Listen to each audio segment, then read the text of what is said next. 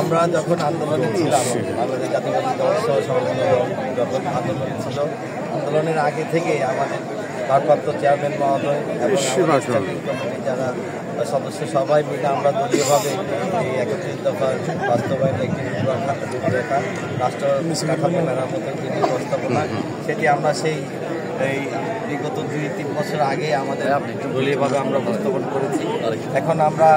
যেহেতু গত 5 আগস্টের পরে এখন যেহেতু ফ্যাসিস্ট সরকারের পতনের পরে আমরা একটি নতুন আঙ্গিকে এই 31 দফা নিয়ে আমরা তৃণমূলে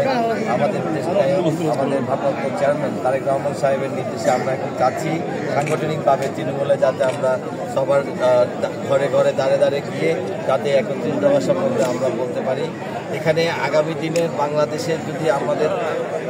বাংলাদেশ জাতীয়তাবাদী দল যখন সরকার গঠন করে তাহলে কীভাবে এই দেশ পরিচালিত হবে, কীভাবে আগামীতে বাংলাদেশের উন্নয়ন হবে এবং বিভিন্ন রাষ্ট্র কাঠামোর যেসব মেরামত কীভাবে হবে সেই সবগুলি এখানে সব বিষয়ে উল্লেখ আছে। আমরা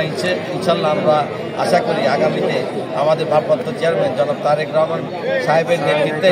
আমরা আগামীতে একটা সুন্দর বাংলাদেশ বিনির্মাণের সদস্য থাকবো এই বলে আমি আমার বক্তব্য শেষ করি।